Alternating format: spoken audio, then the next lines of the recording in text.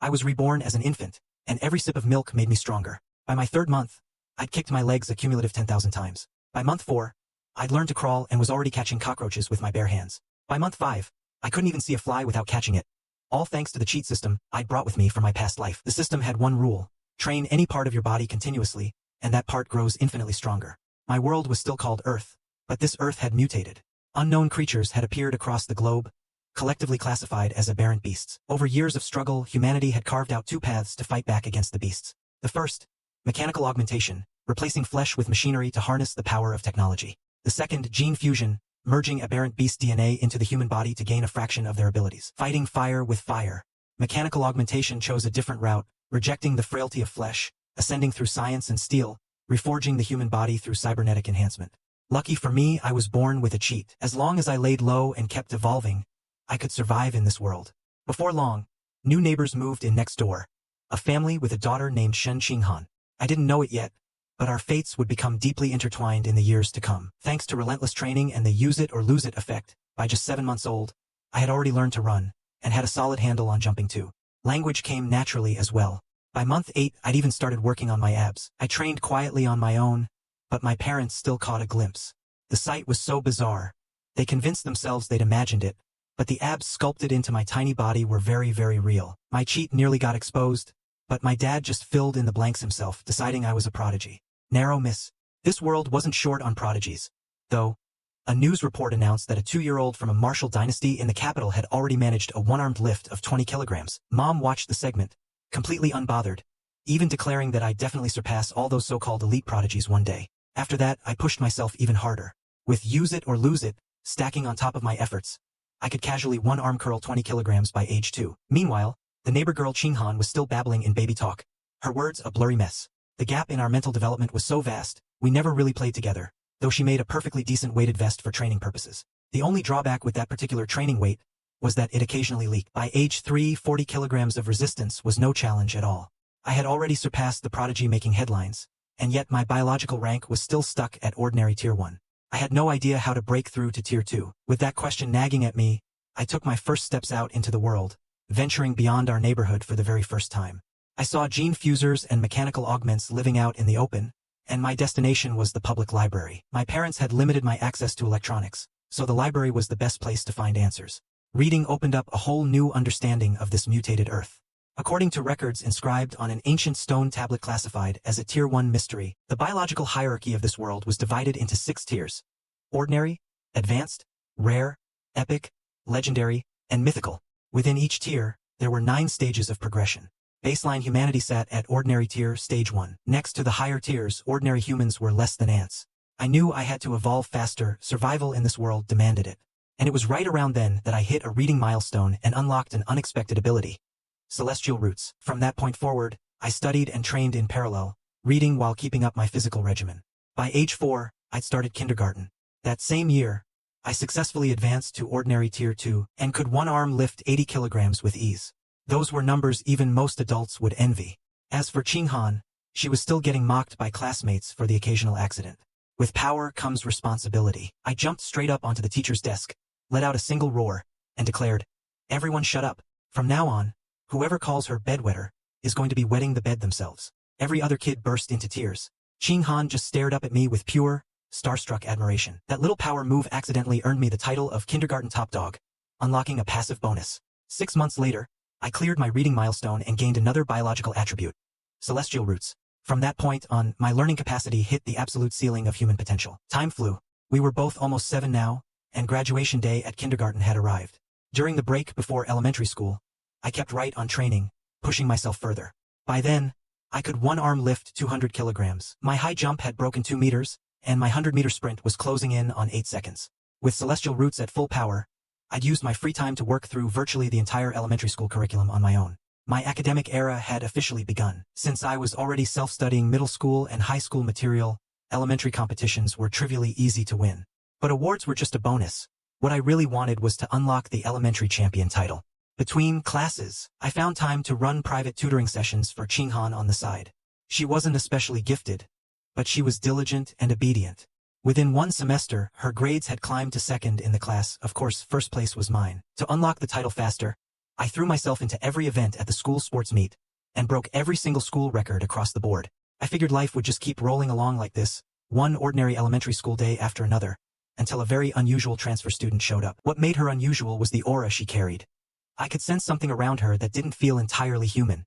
The silver-haired girl also seemed to intermittently secrete some kind of fluid that gave off a faint, strange odor, which had earned her nothing but rejection from the other kids. I didn't think much of it.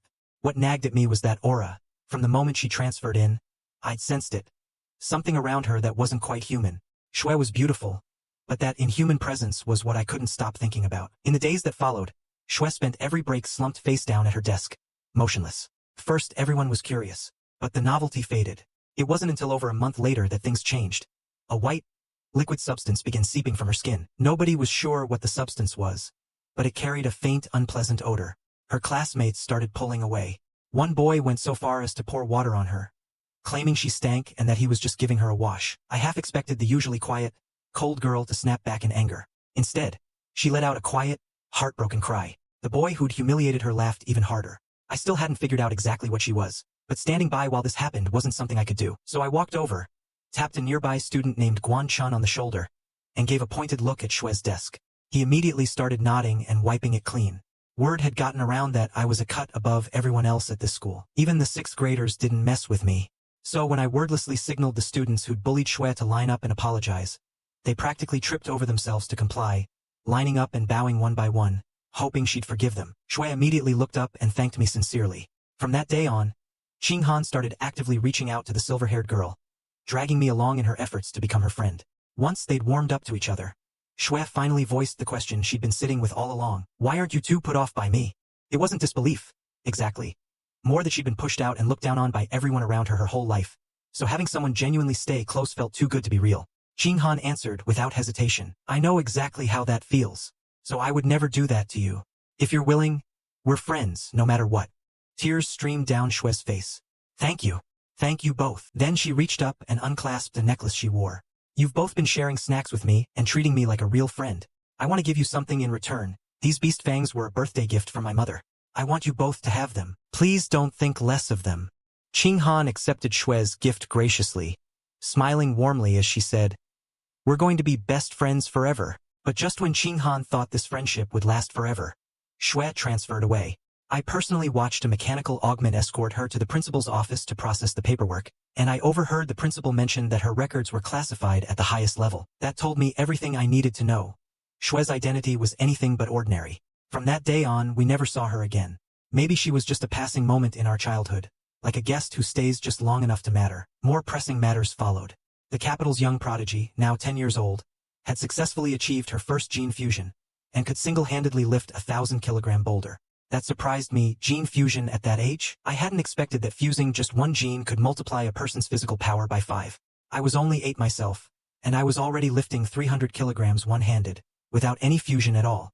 By that math, my raw potential was considerably higher. I was just beginning to feel good about my prospects, right up until the next headline made my blood run cold. A neighboring country had suffered a catastrophic aberrant beast attack. Footage from witnesses suggested this attack involved a giant rat-class aberrant, and it was the first time I truly witnessed the power of a mechanical augment in action. The aberrant beast that no human could withstand alone, taken down in a single exchange. Shortly after, it emerged that a radical organization called the Cult had been orchestrating the attack from the shadows. A spokesperson for the Sakura Nation appeared on camera, issuing a formal appeal for international aid. The Cult was a terrorist faction created by humans who, for their own gain, had become willing tools of the beasts, staging attacks on civilization itself. I was fortunate to have been born in a strong nation, a relatively stable environment where I could keep my head down and grow. But then I heard a violent, pressurized crack from outside my window. Something was wrong. I sprinted to the window to look, and saw dozens of mechanical augments streaking through the sky in formation. I could only hope nothing terrible was happening. The night passed without incident. I was waiting out front for Qinghan when I noticed something strange. The beast fang that Shue had given me was glowing. I immediately identified it as a genuine aberrant fang. The inhuman aura I'd sensed before must have originated from this fang, not from Shue herself. I hadn't dug into it further, but the augments I'd seen the night before combined with this glowing fang left me with a creeping sense that something bad was coming. Just then, as the two of us walked past a red-haired woman on the street, she called out to us. Oh, what adorable little ones. Are you two siblings? Qinghan immediately clarified that we weren't siblings. We were childhood sweethearts. The woman's smile curdled into something greedy. Going to school by yourselves at this age? Where are your parents? I pulled Ching-han away without another word and kept moving. Once we got to school, I told her plainly, never answer personal questions from strangers who approach you. Then I took a different route home. But as we passed through a narrow alley, the same woman appeared again. She'd been tailing us the entire time. Of course she had. And that settled it. A man stepped out from behind her without warning and lunged for us. Clearly a trafficker. The moment I clocked the threat, I dropped into a fighting stance. I drove a single punch forward, straight into the man's chest. He hit the ground like a missile. The woman stood frozen, completely unable to process what she'd just seen. A kid just punched a grown man across the alley.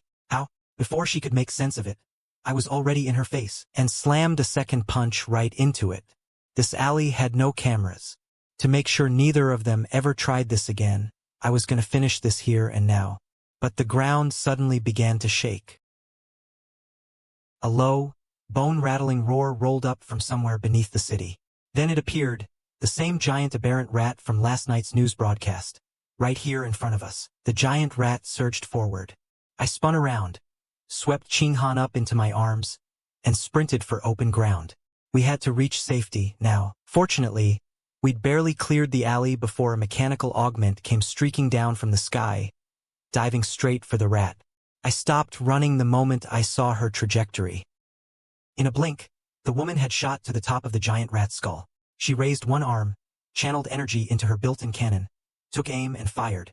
A volley of sedative rounds exploded from her palm, blasting the giant rat across the block in a storm of impact craters. Here I was, a grade schooler who could one arm lift 700 kilograms, a number that rivaled gene-fused soldiers, and yet against a giant aberrant rat, all I could do was run. Lucky that augment dropped in when she did. She pressed the advantage, driving through the sedative rounds, then drew a blade and dragged it clean across the rat's throat, finishing the fight. Watching the whole thing play out, I ran a quick estimate on her combat tier. It wasn't high. Even with the rat partially sedated, the close-quarters fight had taken her a full 7 minutes. Still, I knew better than to underestimate the rat. It was rated ordinary tier 9, a beast I had absolutely no business fighting at my current level. Lucky escape today. To protect myself going forward, I had to seriously ramp up my training intensity. The aberrant rat threat was still out there, but life had to keep moving. Before long, Ching-han and I celebrated our 9th birthday. We blew out the candles and swapped gifts. With celestial roots guiding my hands, I carved a wooden hairpin myself. After that, the days rolled by. I unlocked the elementary champion title and gained the passive, survival of the fittest. During the pre-middle school break, I drilled at full intensity every single day. On the day before school started, I successfully advanced to ordinary tier 3. And right on cue, the news ran another segment on the capital's young prodigy, who had now fused with a second gene at 14 years old and could single-handedly lift 2,000 kilograms of alloy. At present, I was at 1,000 kilograms with no fusion at all. If I ever did fuse a gene, my strength would multiply by 4 to 8 times. The anticipation hit me all over again. Not long after, my middle school years officially began. Based on my elementary school record, Shanghai Middle School reached out with an offer, but my condition for accepting was that Ching-han had to enroll alongside me. Shanghai's training facilities were exceptional, so Ching-han and I had agreed to squeeze in a badminton match before school started. But the courts had barely been broken in before trouble showed up. You two freshmen? This court's reserved for upperclassmen. One of the lackeys started closing in on Ching-han. My expression went cold instantly. First come, first served. I don't think I need to spell that out. The ringleader declared he was taking the court by force. I let my racket answer for me. The shuttlecock I served came out so hard it nearly broke the sound barrier, shredding straight through both the kid's racket and his cap. The three of them stood frozen, then lined up and started bowing. Then they scattered. Word apparently spread because nobody bothered us after that. Since I'd long since finished the middle school curriculum, I spent class time reading whatever interested me, mostly things well beyond the syllabus. Evenings after training, I'd pick up new skills online, all of it building toward one goal: unlocking the middle school top dog title. One semester passed. The title didn't drop, but somehow I'd accidentally collected a fan club. I had no interest in any of that. Aside from tutoring Ching-han, I poured everything into the upcoming school sports meet. I figured if I dominated all 3 major athletic categories, the title would unlock automatically. And in the end, it did. I swept first place across the board. The moment I grabbed the last medal, I felt a surge of power ignite deep in my body. I had unlocked the title, middle school top dog. Biological attribute gained, survival of the fittest. Meanwhile, a single strip of meat at the supermarket was selling for 998 yuan. This was no ordinary cut of meat. It was ghost squid and aberrant beast. I bit the bullet and bought it anyway, because I just unlocked the survival of the fittest attribute, which let me subsume the life force of other creatures and purify it through my own body. The attribute description said I could consume the life essence of other living things to strengthen myself, but I had no idea what life essence actually meant in practice. That changed the moment I reached out and touched the aberrant feng shui had given me. The instant my hand made contact, a faint, unknown energy rippled through my body. Then a system chime rang out. You have absorbed a trace of the abyssal monarch butterfly's life essence. When the evolution chart reaches 110%, you may unlock partial attributes or skills of this aberrant beast. I had no idea what an abyssal monarch butterfly was, so I went straight home to look it up. Nothing. Whatever this creature was, I'd have to figure it out on my own. I dug out the second fong from my bag and absorbed its life essence too. The abyssal monarch butterfly's evolution chart advanced to 2%. Disappointing. The amount of essence stored in those fangs was barely a trace. Filling the chart would require a completely different approach. To push my training harder, I started bicycling to school every day with Qinghan on the back. But that plan got interrupted fast. Coach Gua from the school's martial arts club stepped in front of us. He'd seen my performance at the sports meet and wanted me to join the club. He made it clear he wasn't really giving me a choice, then walked away. That evening, I tested whether slapping mosquitoes could trigger survival of the fittest. Nothing. Creatures too weak didn't hold enough life essence to absorb. Only powerful aberrant beasts had life force worth consuming. To test my theory properly, I headed to the supermarket. I found the right counter, a butcher actively breaking down cuts of aberrant meat. I walked up to the stall, not wanting to waste any time. I pressed my hand onto the ghost squid meat, heart pounding. And just as I'd theorized, the meat was absolutely saturated with vibrant life essence. I started absorbing. Qinghan, meanwhile, was already fretting about the price. I immediately waved her off. Don't worry about it. Mom told me to buy extra. You and your family should come over and eat with us tonight. Even though dropping 3,000 yuan on meat stung more than I let on, it had to be done. By the time I finished at the market, it was already dark, so I headed straight home. But I couldn't resist checking whether absorbing life essence would affect the meat quality first. I placed my hand back on the ghost squid flesh, and the absorption went smoothly, but the ghost squid's evolution chart barely budged, just 0.01%. Meanwhile, I caught a different piece of news. Somewhere across town, a mechanical augment woman had casually opened the iron plating on her chest and, in the blink of an eye, unleashed a single strike that obliterated a terrifying aberrant rat on the spot. Right, I just confirmed that my survival of the fittest ability had absorbed the life essence from a ghost squid fillet. But the chart had only advanced 0.1%. At the market rate of 998 yuan per pound, filling the evolution chart to 100% would cost north of 100,000 yuan. An expensive investment, but the ghost squid's signature ability was near total water invisibility. A power like that was absolutely worth pursuing. The problem was that I couldn't afford anything at a higher tier right now, and that kind of money was definitely not something I could ask my parents for. I'd have to find a way to earn it myself. Then it hit me, I should check whether meat whose life essence had been drained would spoil. After fully draining that one cut of ghost squid, I examined the meat carefully. No visible change. That discovery was so exciting, I nearly walked straight into a bystander. I'd gotten so absorbed in absorbing essence that I forgot to watch where I was going. Just then, Qinghan grabbed my sleeve and pointed. Look, isn't that our teacher? I followed her gaze. A group of officers ahead were trying to talk down a suspect with a weapon. The squad leader was signaling his team. The hostage keeps moving. A direct shot is too risky. His subordinate argued that waiting would get the hostage killed, and suggested trying sedative gas. The squad leader shot that down immediately. Too obvious. If the gas triggered the suspect before it took effect, it could cause an impulsive reaction. I picked up a pebble from the ground. Under my aim, it cut past an officer's ear and connected perfectly with the knife hand of the suspect. The squad leader immediately waved his team forward to subdue the threat. The rescue went smoothly. Suspect down, our teacher safe. I immediately told Qinghan we were heading home, but the sharp-eyed squad leader spotted me. Hey, student, that rock just now, was that you? Not wanting the hassle, I shook my head and bolted. The squad leader watched me disappear in confusion. That's strange. Why run if you just did something good? There's even a reward for acts of bravery, you know. The moment I heard reward, I skidded to a stop. Then I ran back twice as fast as I'd left. I cleared my throat and said, oh, actually, now that I think about it, that rock was mine. The squad leader stared at me, speechless. Get back to the station with me, kid. I'll file your paperwork and get your reward sorted. I told Qinghan to let our parents know I'd be at the station, locked up our bikes in the park, and was just getting into the police vehicle to collect my first ever earned income. When, naturally, the unexpected interrupted. The criminal's body began to swell and convulse. The next second, the man transformed into a giant aberrant rat. He'd been a cult operative all along, mid-mutation and completing a rat shift. Before anyone could react, the rat lunged and knocked a female officer flat. The squad leader scrambled for his radio to call for backup, while the other officers decided self-preservation came first. Fortunately, I reacted fast enough. The rat wasn't chasing me. Right as I was quietly congratulating myself, a mechanical augment shot overhead, and that same woman kicked the giant rat square in the face, sending it skidding back over 10 meters. She then cracked open the iron plate on her chest and began charging her laser cannon. The charge was instantaneous. 2 beams of violet laser erupted from her palms. The rat had no time to dodge. Wherever the beams touched, flesh dissolved on contact.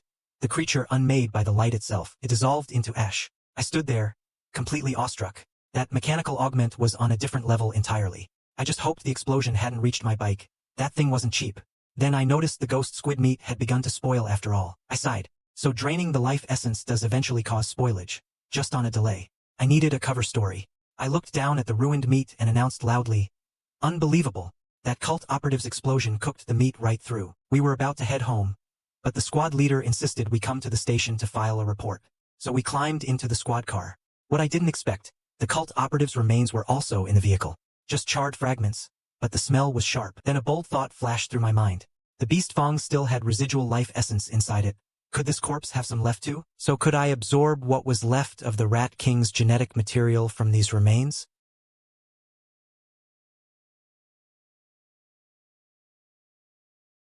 One touch had stripped a fillet of all its essence and triggered spoilage. All because I'd activated the terrifying talent to devour aberrant life force. Now I had an entire pile of giant rat ash sitting in front of me, and the temptation to absorb it was overwhelming. I quietly reached over and touched the giant rat's remains. A massive surge of vital energy poured straight into my body. This absorption was far more intense than anything before. Just the ash from this one beast pushed the giant rat evolution chart all the way to 5%. From this, I deduced, the fresher the kill, the more life essence can be extracted. Shortly after, I found myself in the security squad's main office. The leader told me he'd already filed for my reward, but then asked, from that distance, in that lighting, how had a middle schooler thrown a rock with that level of precision? I gave the only answer I had. I trained my right arm a lot. He didn't push further. Just then, Ching Han arrived with both our parents. My mother spotted me and sprinted over, wrapping me up in a hug right there in front of everyone.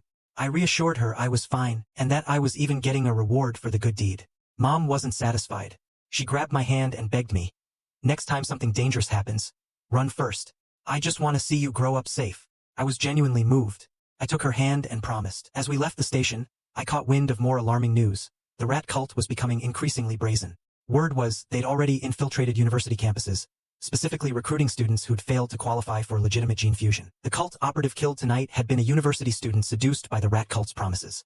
But cracking down on individuals was treating the symptom, not the disease. To truly end this, they needed to take down the self-declared Rat King at the top. On the ride home, I looked up everything I could find about the rat cult. Turns out their main base of operations was right here in Shanghai City. Its members were mostly society's cast-offs and failures. Then a bold hypothesis clicked into place. Perhaps the so-called Rat King was trying to evolve into a higher-order lifeform and was using his followers to gather the evolution resources he needed. Had this Rat King already developed genuine intelligence? My gaze sharpened on a rat in a nearby alley, easily the size of a cat. Could it be connected to the Rat King? I dismissed the thought almost immediately. This was the South. Cats and rats grew to similar sizes here. It was probably nothing. Then I noticed Ching Han had gone unusually quiet. I found myself wondering, was this one of those situations again? Whenever Ching Han got anxious or caught in a sudden emergency, she'd lose control of her bladder, just like she had as a small child. But I'd always had a gut feeling that this condition might be tied to some kind of latent ability she hadn't tapped into yet. When my mother found out I'd lost the meat, she looked visibly upset. I explained there'd been no time to worry about groceries during an aberrant beast attack. She didn't scold me, but my father immediately announced he'd go check the scene and see if he could recover it. I used every tactic I had to talk him out of going. Meanwhile, back at the station, the security leader was still puzzling over how I'd thrown that rock with such devastating force, when a shrill, piercing squeal cut through his thoughts. He looked up to see an enormous mutated rat hurtling straight at him. He drew his sidearm in one motion and dropped it on the spot. The next day, class resumed as normal, but my mind was elsewhere.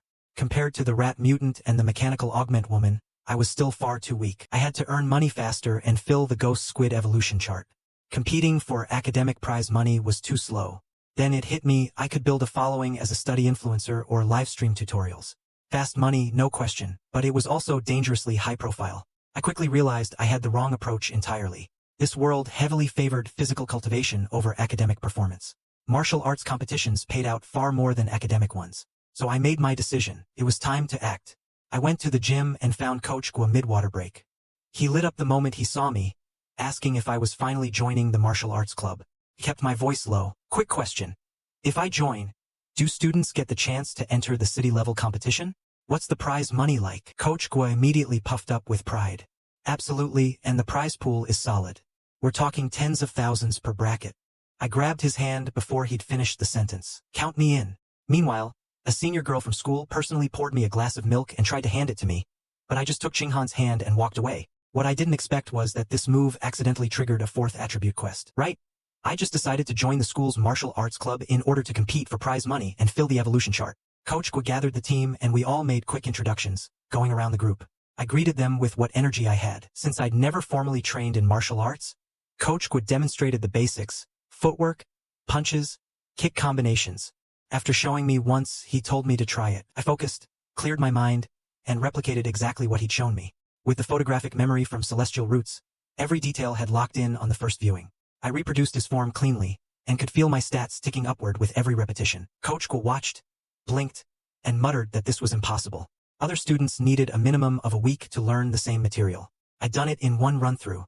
He stared at me like I was a gift from the universe itself. In his eyes, I was a 1 in 10 million martial prodigy. Scene shift. Mom called me to dinner. I grabbed my bowl and sprinted over. She proudly unveiled her carefully prepared ghost squid dish. The smell hit me first. Incredible. I immediately bit into it, and as I did, I looked at Mom and told her it was the greatest meal I'd ever tasted. Hands down. Mom beamed. What I hadn't expected was that eating the cooked beast meat also triggered essence absorption. Then a news segment captured my attention. Prodigy stuns nation. At just 14 years old, a young woman had successfully fused with a second gene at Gene University, breaking the record for the youngest person to achieve double gene fusion in Gene University's history. At peak power, she could one-arm lift 2,000 kilograms, sprint 100 meters in 3 seconds flat, and vertical jump 8 meters from a standstill. I couldn't help wondering, who would win between the capital's prodigy and this new talent? Another headline followed immediately. Tragedy. Security squad leader He Chun-shan passed away last night at 11 p.m. in his office, killed by a giant aberrant rat that had slipped past the station's defenses. My face went pale. Was it the same kind of giant rat we'd encountered? In the name of staying alive, I pushed my training harder than ever. My 100-meter sprint broke through to 4 seconds. My vertical jump hit 5.5 meters. My single-arm lift reached 1,000 kilograms. Martial arts practice continued alongside everything else. The next morning, I arrived at the gym early to keep learning new martial techniques. Chinghan tagged along out of curiosity, but a senior girl appeared out of nowhere, asking if I'd eaten breakfast and trying to hand me a carton of milk. I just said thanks and kept walking with Chinghan, a male upperclassman who'd been watching stewed with barely contained jealousy. This junior was already stealing his shot at the top position, and now he'd gone and rejected his goddess's gift? To put me in my place, he stepped in front of us and declared my behavior rude. I told him I was allergic to milk. That only made him angrier. He challenged me to a duel on the spot. I almost turned him down, then a system prompt appeared. In a formal competitive setting, eliminate 1,000 different opponents using the most primal form of biological competition. Reward. Biological attribute, natural selection. With a task reward on the line, I accepted without hesitation. The match drew a crowd almost instantly. Every senior girl in the building seemed to materialize out of nowhere, all very curious about the sports meet champion's real fighting ability. Even the milk girl pulled out her phone to snap action shots. The challenger, let's call him Zhang Kai, was furious. He figured since I was still developing, he could squash me fast before things got complicated. I glanced at his smug grin and sighed. I need to be home for dinner. Can we make this quick?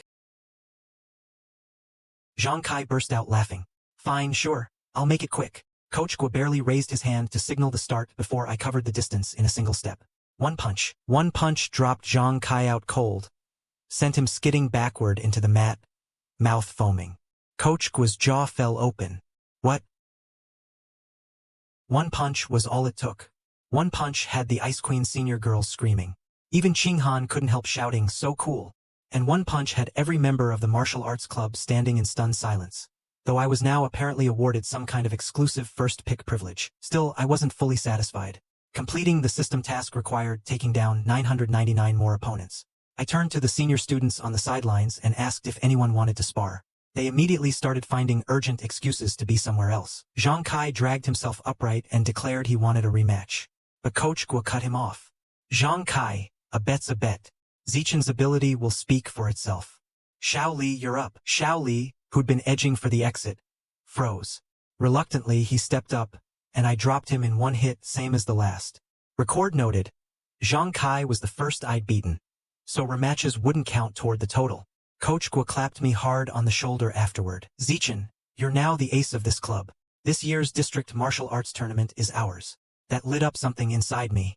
The tournament meant facing many different opponents, all at once, and every legitimate victory advanced the natural selection quest progress. This was exactly the opportunity one needed.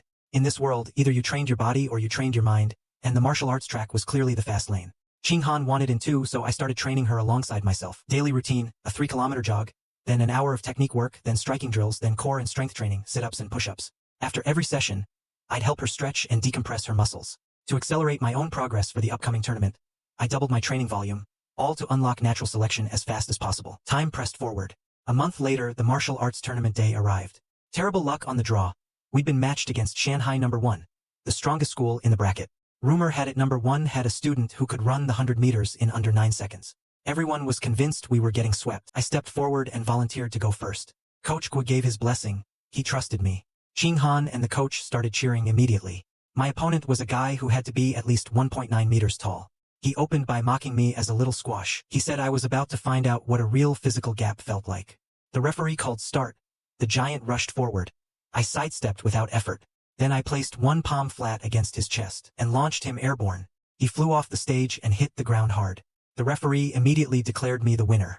Qing Han erupted from the sidelines, and my teammates completely reversed their earlier pessimism, remarking that the opponent's punches were just dead muscle. The opposing coach was furious, demanding his students focus on footwork. Rushing in blindly was getting them nowhere. I was more excited than anything else.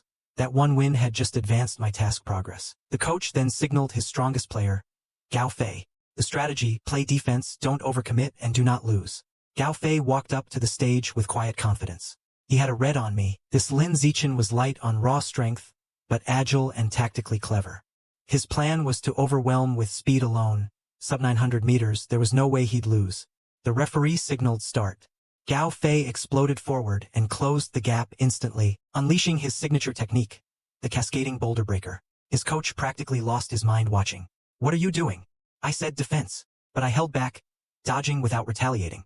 There was something interesting about this technique. I wanted to study it. The school principal had promised to fulfill any request just to keep me enrolled. Faced with a tearful Qing Han, I finally agreed to stay as her deskmate. Just before that, I'd been observing and memorizing the cascading boulder breaker mid-dodge, letting Gao Fei swing freely. Before long, Gao Fei started to panic. His strikes were connecting with nothing. He stopped mid-combo, expression tight. How are you dodging everything I throw? I just looked at him and gestured for him to keep going. Bring the rest. He thought I was taunting him. That only fueled him to swing harder. But once I'd seen enough, I ended the match. One flying kick later, the entire audience collectively forgot how to breathe. That solo run through 3 schools cemented our team's win. My individual tally climbed to 16 opponents eliminated. Still a long way from the goal, but the tournament payout was solid. Coach Guo handed me 20,000. Combined with savings, I now had 30,000. First stop, the supermarket. I bought 30 pounds of ghost squid meat. After absorbing the essence from all of it, the evolution chart advanced to 33%. I'd moved up to second year of middle school and crossed into ordinary tier 4. Single arm lift at 1,090 kilograms. Vertical jump, 5.5 meters. Sprint, 4.4 seconds flat. Time flew. Qing Han and I graduated from Shanghai Middle School without incident. The results came in. I was the district's top scorer in both academics and martial arts combined. Qing Han's academic scores were decent, but her martial arts scores hadn't cleared the cutoff for Shanghai High's elite martial arts track. She was devastated, convinced she wouldn't be able to keep going to school with me. I grabbed her hand and kept walking. Don't worry. My only condition for enrolling at Shanghai High is that my deskmate has to be you. And as luck would have it, the Shanghai High principal was already visiting our home. The purpose was simple: make sure I stayed at Shanghai High. Before leaving, the principal mentioned that as long as I enrolled, any reasonable request was on the table. I brought up Qing Han immediately. The principal leaned in, gave her a quick look, then smiled as he turned to go. Come in together when school starts. We both thanked him right away. With high school sorted, I entered the final middle school martial arts championship. No surprises, I carried the team to first place again. With the prize money in hand, I decided to finally check off an earlier goal. I was 20% short of completing the ghost squid evolution chart. The winnings should just cover it. And since I had no idea what would happen once the chart hit 100%, I'd come out to the forest to do this in private.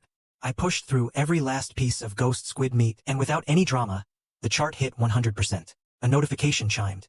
Ghost squid evolution chart complete. Biological attribute unlocked.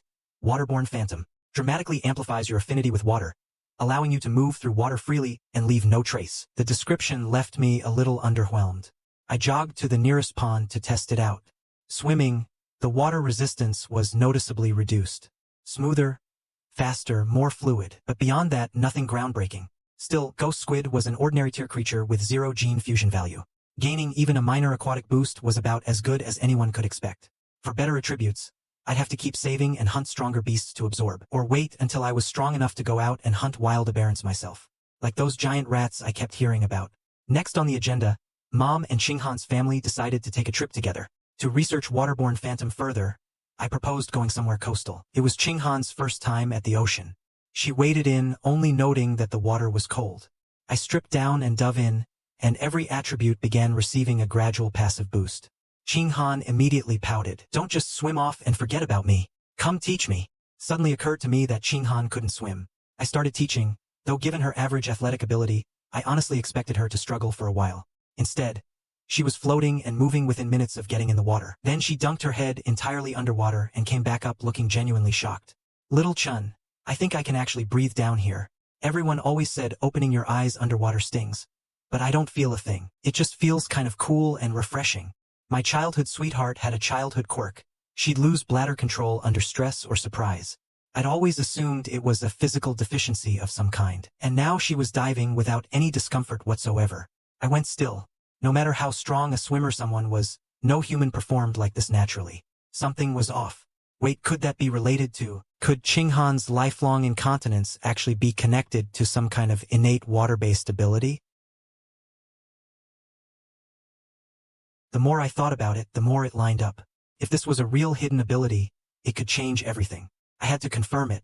I went in with her, and what she did next stunned me completely. We went under together and held our breath for over 10 minutes. Qinghan showed no distress at all. Then she suddenly went very still. Something was wrong. She looked tense. She'd apparently heard something strange in the water. A sound that made every nerve stand on end. She grabbed my arm and pulled us both toward the surface immediately. Once we were out, I asked her what had happened. She took a moment to steady herself. I heard this sound out of nowhere. It was strange, wrong in a way that was honestly unsettling. I couldn't tell what language it was, just a woman's voice, very real. It echoed right next to my ear, and only stopped once I surfaced. We headed back to the hotel to rest. I searched online but couldn't find anything useful. I gave up on research and just trained instead. And as a result of that session, I leveled up to ordinary tier 5, which meant I now had the raw power to hold my ground against an adult tier 1 rat. Keep training, and actually tearing one apart with my bare hands was a real possibility. I found an isolated stretch of beach to run some tests. Current numbers: 100-meter sprint at 3.6 seconds, vertical jump at 7 meters, single arm lift at 1,600 kilograms. High school was next, and as it turned out, the day I was on school cleaning duty, a brand new task triggered. Achievement: collaborative effort. Working together with others. Complete tasks a cumulative total of 1,000 times. Reward: biological attribute, pack mentality.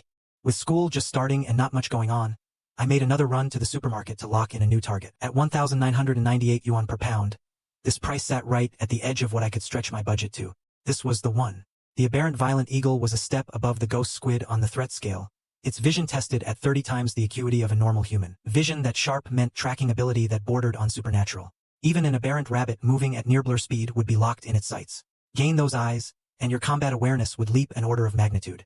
The violent eagle was absolutely worth the investment, and its price, while steep, was the second cheapest option available. I placed my hand on the eagle meat. The moment my ability triggered, the evolution chart advanced 1 full percent. Since each unit of meat yielded 1%, filling the chart completely would cost over 200,000 yuan. High school life would require a far more aggressive approach to earning money. High school martial arts tournament prize pools were much larger than middle school. The goal: have the violent eagle's chart fully unlocked before the end of second year. Summer break ended, and high school officially began. First day of school.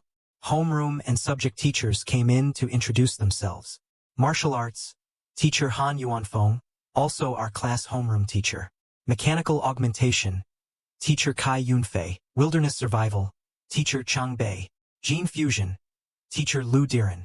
Then came student self-introductions. Qinghan's turn arrived fast, and with hundreds of eyes on her, she seized up. Hi, everyone. My name is Shin Qinghan. I like drawing and, I hope we can all get along. My introduction was the shortest in the entire class. I'm Lin Zichin.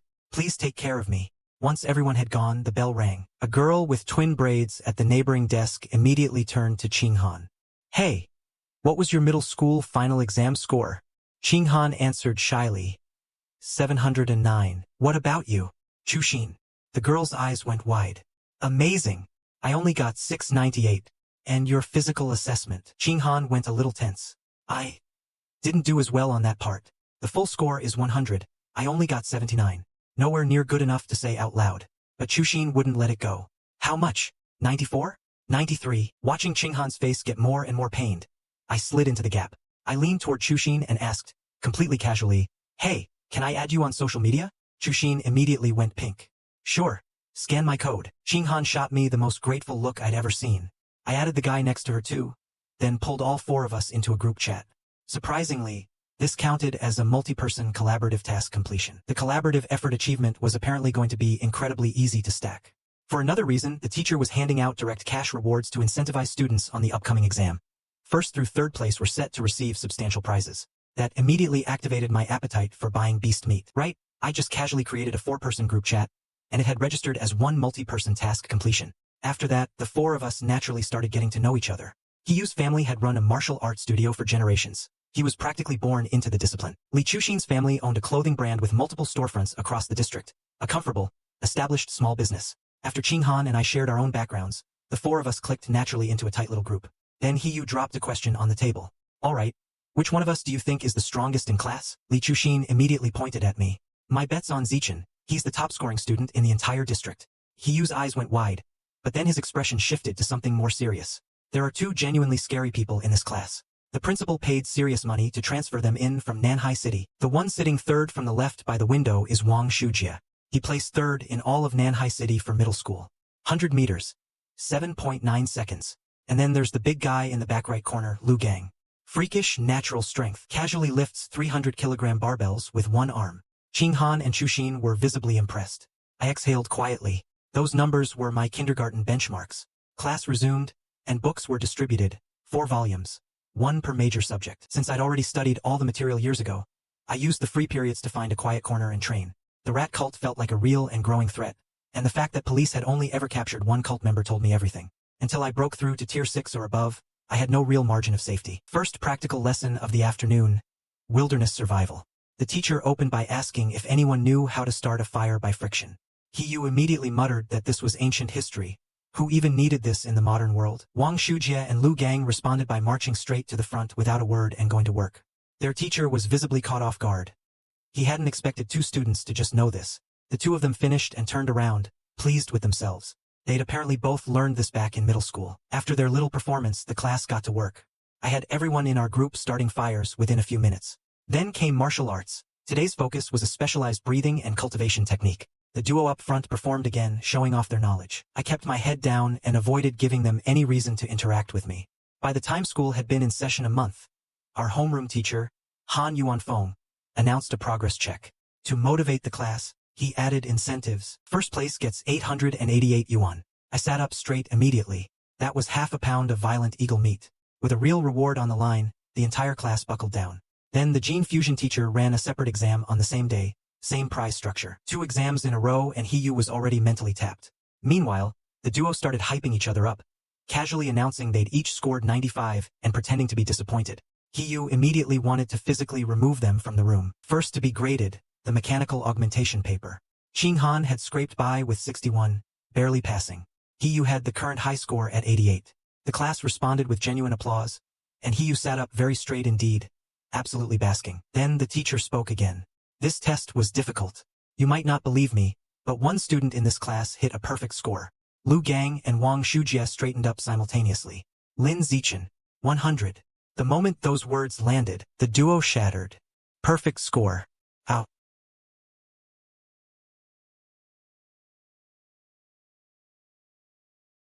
He was just as shocked. The 2 class prodigies had been cleanly beaten by someone they hadn't even been watching. I immediately raised my hand. Teacher, when does the first place prize get distributed? The teacher stared at me blankly. Don't worry, I'll send it as a personal transfer to the class group chat. Then came the gene fusion scores. Both of the duo only reached the 80s, solid by normal standards, but clearly below their own expectations.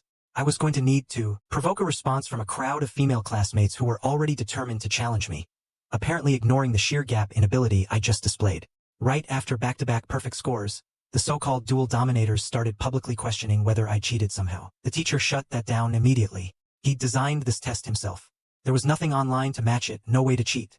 Watching the duo get demolished, the whole class quietly erupted in glee. Lunch break was short. Afternoon brought wilderness survival. Same prize structure.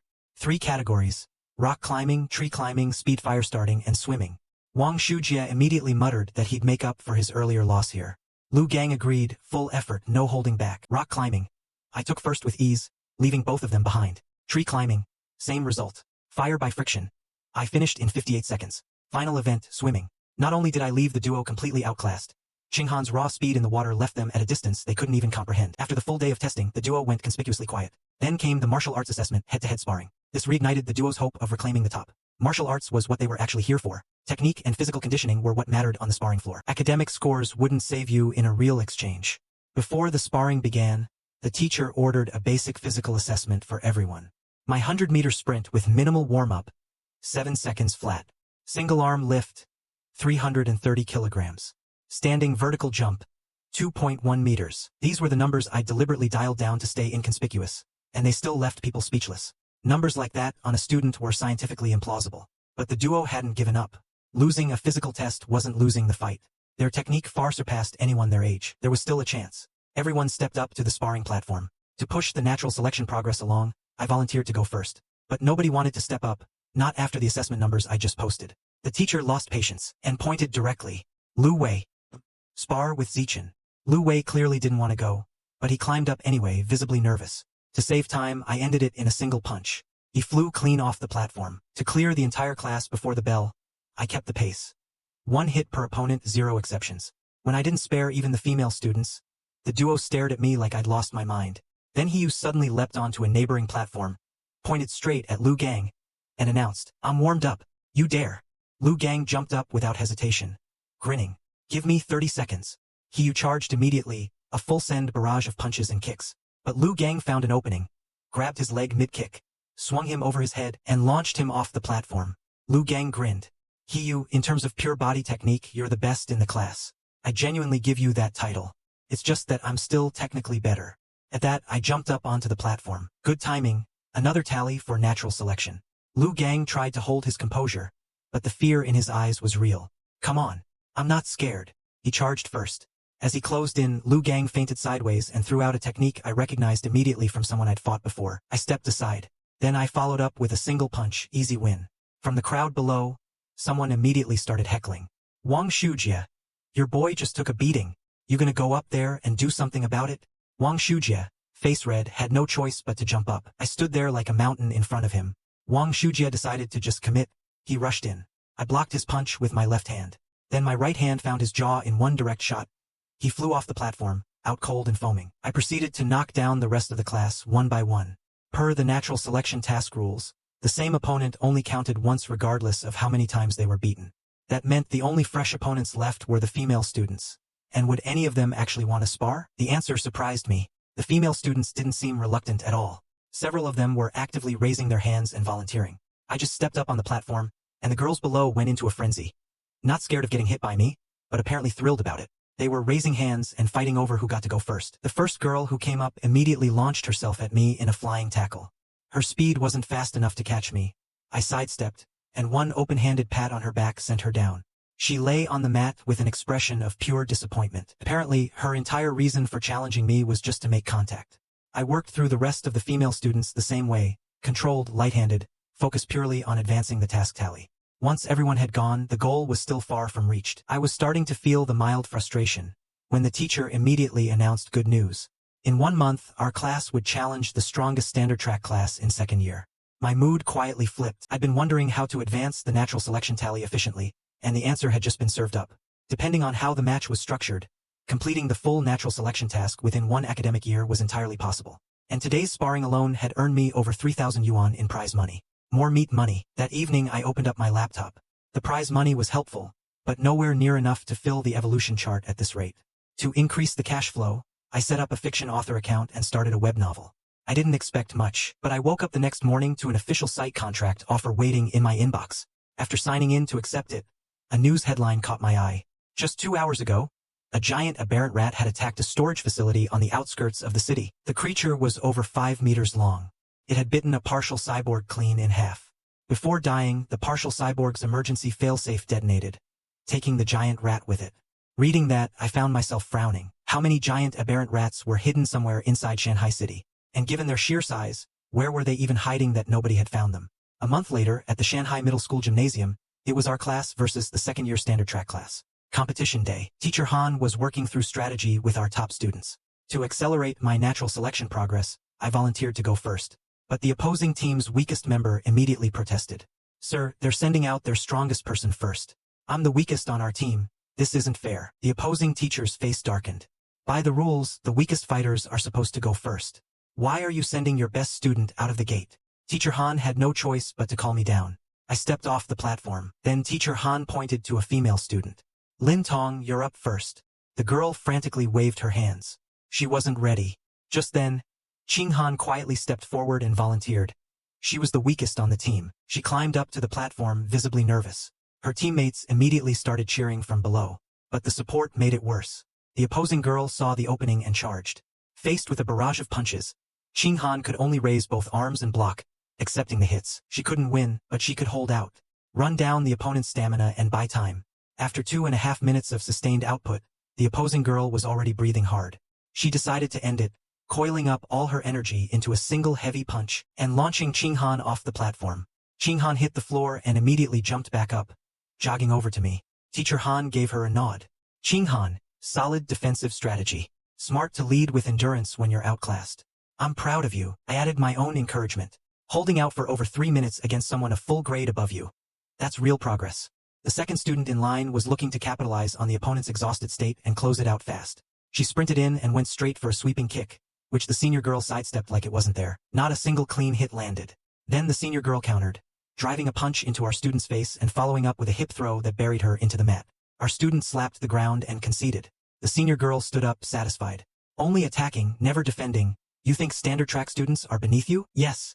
I may have less natural talent than you, but I've got a year of extra training. Come back after another year of work before challenging me again." Another of our girls took the platform. Li Chuxin clenched her fist. "Ching Han, watch me get revenge." Meanwhile, a 500-pound giant was apparently mocking me for being frail, which triggered a wave of outrage from my growing fanbase.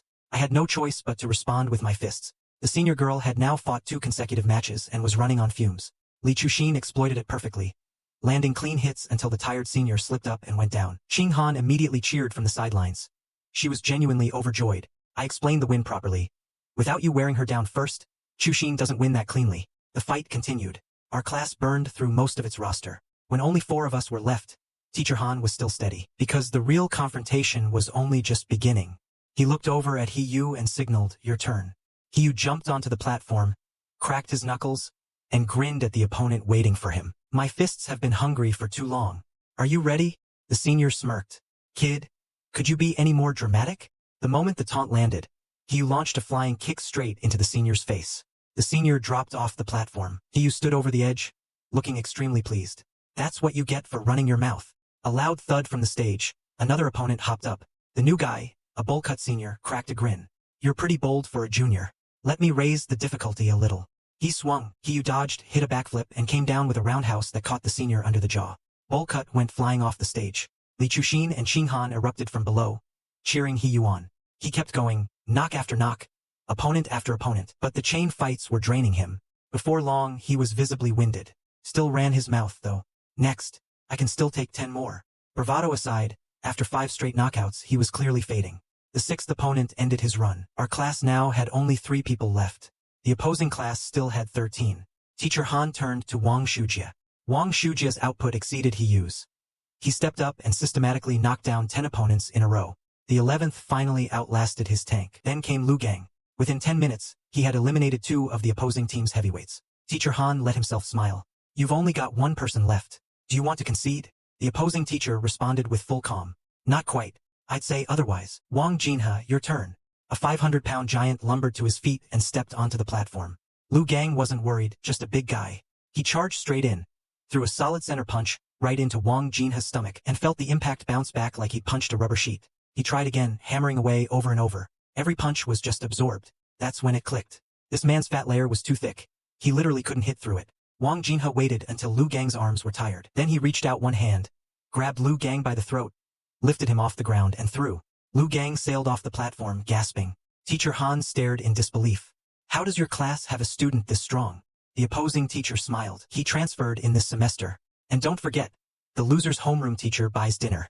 Teacher Han turned quietly to hide the cold sweat running down his face.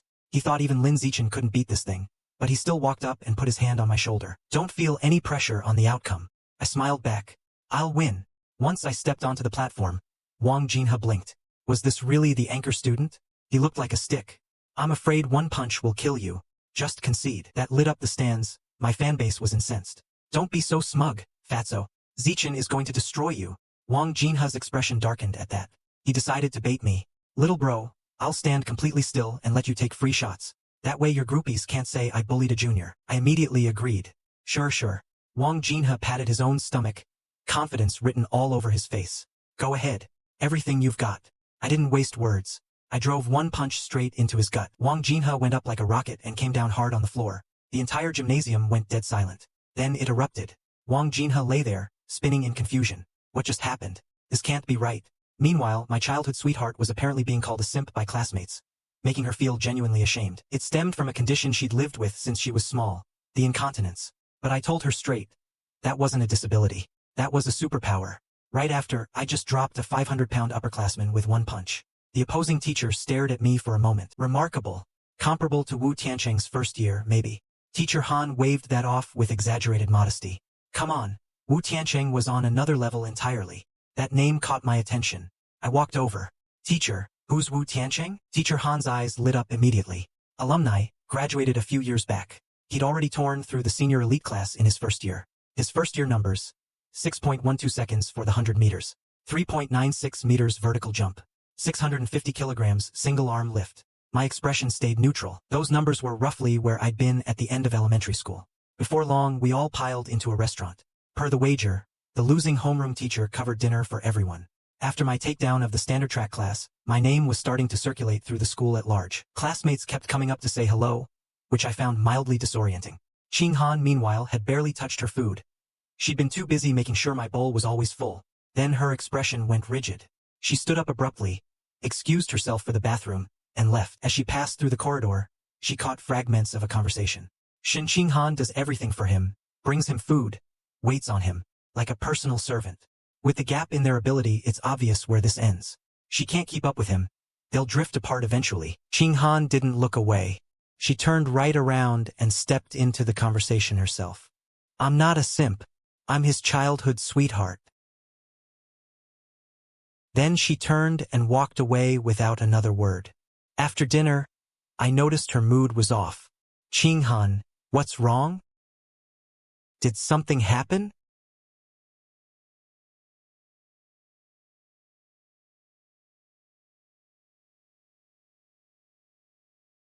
Qing Han finally opened up, her voice a little awkward. When I was little, my mom always said I'd stop having accidents when I grew up. But here I am, and it's still happening.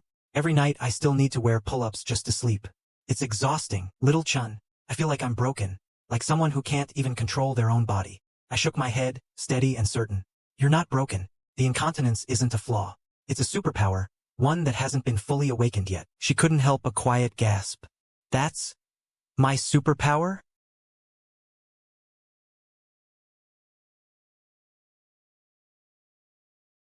I laid out my reasoning directly.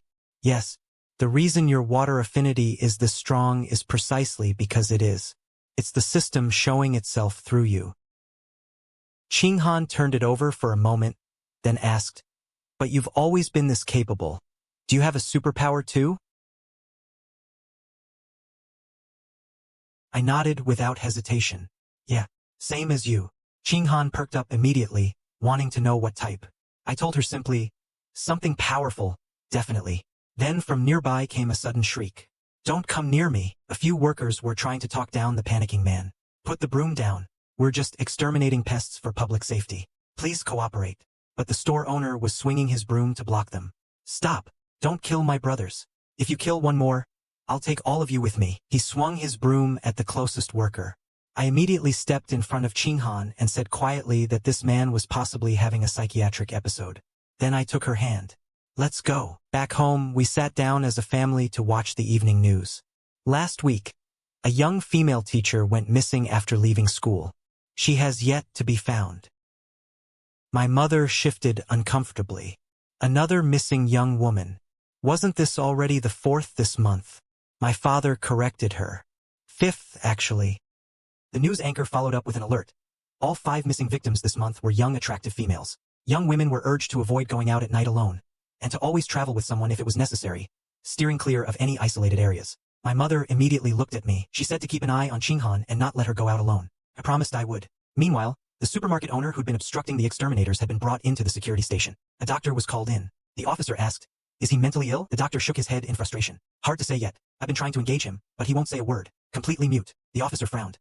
He was anything but. He was yelling at the top of his lungs at the market. Then a strange, low sound began echoing through the room. The officer turned toward it and watched the supermarket owner's body begin to inflate. In the next second, the man transformed into a giant aberrant rat. The officer keyed his radio immediately. "We need mechanical augments dispatched to our location now. We have an active rat shift in progress." The female officer, who was supposed to be the squad's most capable member, ended up killed inside a police vehicle.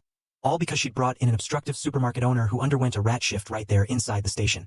The officers quickly organized a suppressive fire response, and a junior officer ran in to report. Central has all available augments deployed on other missions. Estimated 10 minutes until backup arrives. We're running low on ammunition. I don't know if we can hold that long. The squad commander made a fast call. Leave 2 officers to keep the rat pinned. Everyone else gets in the vehicles and draws it out toward the mountains. Buy time for backup. Officer Xiao Mei was first into the cruiser. The driver hit the ignition. The rat gave chase. The commander ordered maximum speed. Lure it into the hills. Give backup as much time as possible. They entered a tunnel at full speed. The giant rat dropped from the ceiling directly onto the hood. Even flooring the accelerator couldn't dodge it in time. The cruiser was launched. Officer Xiao Mei didn't make it out. Just as it looked like the containment plan had collapsed entirely, a cluster of missiles screamed in from somewhere overhead, slamming into the rat's skull in rapid succession. The augments had arrived. They locked onto the target and opened up with everything, wave after wave of missile strikes, hammering the giant rat's body without pause. But in the end, the creature tunneled underground and escaped. From the meat chunks left on the surface, it had taken heavy hits. It couldn't have run far. There would be a chance to track it down and finish the job. Meanwhile, I'd been deep in a writing sprint. Half a month in, and the novel was already generating over 10,000 yuan in revenue. Unable to sleep one night, I slipped out to an unsurveilled area to test my current stats. 100-meter sprint, 3.4 seconds. Vertical jump, 7.2 meters. The progress was real and consistent. At this rate, I'd eventually hit the ceiling of physical conditioning through pure training alone, which was fine by me. Then I heard a sound nearby. I turned toward it. Someone was crouching by a garbage pile. The figure was clutching a rat, whispering to it. "I'm so sorry. I didn't want to eat you. I was just so hungry." The tattoo on his skin. My stomach dropped. Was this the escaped creature from this morning's news? He'd already completed a rat shift. He was half human, half rat now. I turned and ran immediately. "Get out. Alert the authorities." But the rat man had already spotted me, starving and frenzied. He sprang forward and closed the distance fast, screaming for meat. The speed was real. I knew I couldn't outrun him. So I turned and took the hit head-on. I swung a kick with everything I had, straight into the rat man's chest. He was launched backward. As he sat stunned, clearly feeling pain he hadn't expected, his expression shifted. How can something that looked this weak hit this hard? I used his momentary confusion. I grabbed a stone from the ground. The rock connected with his skull. I kept throwing a relentless barrage. No breaks, no pauses. I couldn't give him any room to recover. Had to neutralize him completely. Under sustained impact, the rat man stopped moving entirely. When he appeared fully still, I approached and placed my hand on the remains. Life essence confirmed. Full absorption registered. Evolution chart advanced 2%. A little disappointing, the earlier Ash had given 5%. I suspected the variance came from how much Rat King genetic material the individual cult operative had been injected with. Dawn was beginning to lighten the sky. I turned and left quickly. Not long after, the female mechanical augment arrived at the scene. Dead. But who killed it? Elsewhere, a man in black was carrying a woman toward an altar. He set her down in the center and knelt. "Rat God, I bring you an offering. Please accept." A displeased voice emerged from the darkness. "Just one? Are you trying to starve me? Or are you perhaps planning to be the other offering tonight?" "Little one." The man in black shrank back. "Rat God, the young women outside have become extremely cautious. Even during the day, they're traveling in groups. They're difficult to take. The rat god relented. Fine. Next time, bring young men instead. He tossed a chunk of flesh in front of the man. The man scrambled to devour it. Thank you, rat god. The rat god paid him no further attention and consumed the young woman brought as tribute. Young women had become prey, offerings for the rat god. In exchange for the offering, he would grant his followers a piece of his own flesh. But even the most beautiful tribute couldn't satisfy him. Next time, don't bring ordinary people. They eat too plain. I want those who live at the top. They're well-fed, well-kept. Their meat is rich. The next morning, to help Qinghan lift her scores in 5 academic areas, I dedicated every spare moment to drilling her on punch angles, hip and leg posture, and full body power generation. Once she was getting the form down, I told her to throw a real punch. Qinghan didn't hesitate. She launched at me with a straight punch. I caught it easily, then told her the angle was cleaner than before, and her power output was noticeably higher. She immediately spun into a sweeping kick. I caught the error right away. Her feet weren't spread wide enough on the windup. She reset and tried again with the correction in place. After more extended drilling, Qinghan was visibly tired and winded, but she'd also clearly felt herself getting stronger in real time. She asked me to come every day for dedicated sessions. I told her that wasn't necessary. Daily intensity at your level will break you before it builds you. Just then, my phone lit up an emergency news broadcast. Titan Corporation had announced on their official platform that they would provide free reconstructive treatment to a former mechanical augment child prodigy who had suffered severe physical deterioration from undergoing augmentation surgery at too young an age. Then came a second headline. A prodigy from Gene University had successfully fused a second gene, the Silk Thread Pearl Aberrant, breaking Gene U's record for youngest person to achieve double fusion. By all normal standards, most people couldn't undergo gene fusion until adulthood. Otherwise, the aberrant genetics would overwhelm the host body, triggering an uncontrolled mutation. Yet this Gene U prodigy had achieved double fusion before turning 18. That kind of biological resilience was genuinely terrifying. Was gene fusion the highest ceiling path after all? I moved past it and got back to work. With both use it or lose it and celestial roots stacking together, a month of consistent writing had me comfortably producing 10,000 words in a single sitting. My dad read a few chapters and said the numbers looked healthy. First month should pull in around 50,000 in royalties. After that, 10,000 a month consistently is probably realistic. I was already doing the math before he finished. With that income stream, I'd never have to worry about scraping together evolution chart funds again. Second day of martial arts class, Teacher Han organized an internal sparring session. Same result. I swept the room. No one came close to landing a hit. 888 yuan added to the natural selection progress. Qinghan, on the other hand, came in last again, consistent with her pattern. But the difference from before was stark. She didn't get swept off the platform in one hit anymore. This time, she engaged her opponent in a back and forth that lasted almost 3 full minutes before she went down. Teacher Han acknowledged it openly, a clear improvement. He told her to keep it up. Teacher Han then announced a major update. In 1 month, the class would be challenging the strongest elite track class in second year, with the goal of taking down everyone except the top 3. In the meantime, my web novel had now been live for a full month. I had 80,000 saved up and went straight to the supermarket to buy Violent Eagle meat. The staff member cheerfully informed me that purchasing £100 all at once got a 5% discount.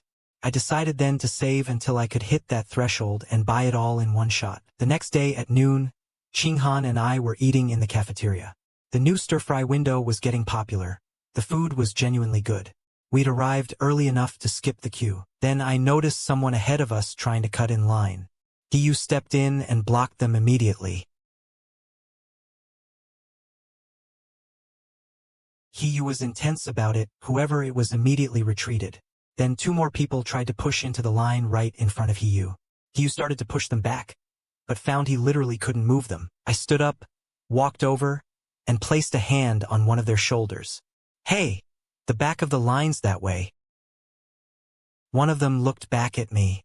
And what exactly are you going to do about it? I simply pulled out my phone and told him I'd file a complaint with school administration. That did it. He deflated immediately. Fine. Whatever. Reporting people, so classy. I just smiled. I think cutting in line is a lot less classy. That night, inside a villa in Shanghai's wealthy district, a man sat speaking quietly to a group. Sha Chong is dead. He went berserk near the market and got killed resisting arrest. This new member takes his place. Everyone get acquainted. Also, the rat god has informed us that ordinary people taste too plain. Going forward, we target the upper class. Everyone take note. Don't send the wrong offering. Someone immediately raised a concern. Master, going after the elite class is high risk. A common person disappearing doesn't make much noise, but someone with status? That becomes a major incident. The cult master offered a suggestion. Target wealthy children with money but no political connections. The risk profile drops considerably. And since you're new, don't worry about the elite class targets yet. Find a young, attractive ordinary male to start. Deliver him to the rat god's consort as a practice offering. The new member stood up confidently. Master, you have my word. I'll deliver the most handsome tribute in the entire city. The following day in martial arts class, Teacher Han ran an internal sparring session. I swept the field as usual. Every opponent fell without landing a single counter. 888 yuan earned, and another notch on the natural selection tally. Ching Han, meanwhile, came in last again, consistent as ever. But the difference from before was clear. She wasn't just getting knocked off the platform in one hit anymore. This time she fought back for nearly 3 full minutes before going down. Teacher Han called it out openly, definite improvement. He told her to keep it up. Teacher Han then announced a major target for the month ahead. In 1 month, the class would face the strongest elite track class in second year, with the goal of beating everyone in that class except the top 3. Meanwhile, my web novel had now been live for a full month. With 80,000 saved up, I went straight to the supermarket to get some violent eagle meat. The staff member informed me cheerfully that buying 100 pounds at once qualified for a 5% discount. I decided to hold off and save until I could hit that threshold, then buy it all in one shot. The following day at lunch, Ching Han and I were eating in the cafeteria. The new stir-fry window had gotten popular. The food was genuinely good, and we'd arrived early enough to skip the queue. Then I noticed someone ahead of us trying to cut in line. He stepped in and blocked them. He held firm, and whoever was trying to cut immediately backed off. Then 2 more people attempted to barge in right in front of He. He tried to push them back, but couldn't budge either of them. I stood up, walked over, and put a hand on one of their shoulders. The back of the line is that way. One of them turned and looked at me. And what are you going to do about it? I calmly pulled out my phone and told him I'd report this to school administration. That worked. He backed down immediately. You're seriously going to report me? How petty. I just smiled. I think cutting in line is a lot pettier. That evening, inside a villa in Shanghai's wealthy district, a man sat speaking quietly to a group. Sha Chong is gone. He went berserk near the market and got himself killed. This new member is taking his place. Get acquainted. Also, the rat god has informed us, ordinary people taste too plain. Going forward, target those at the top of society. Make sure everyone knows, don't deliver the wrong kind of offering. Someone raised a concern immediately. Master, going after the elite class carries too much risk. A common person disappearing doesn't draw attention. But someone with status? That becomes a major incident. The cult master thought it through. Try to focus on wealthy heirs with money but no political connections.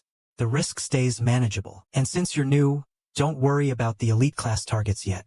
For now, find a young, attractive ordinary male. Deliver him to the rat god's consort as a first offering. The new recruit immediately stood up with full confidence. Master, you have my word. I'll deliver the most handsome tribute in the entire city.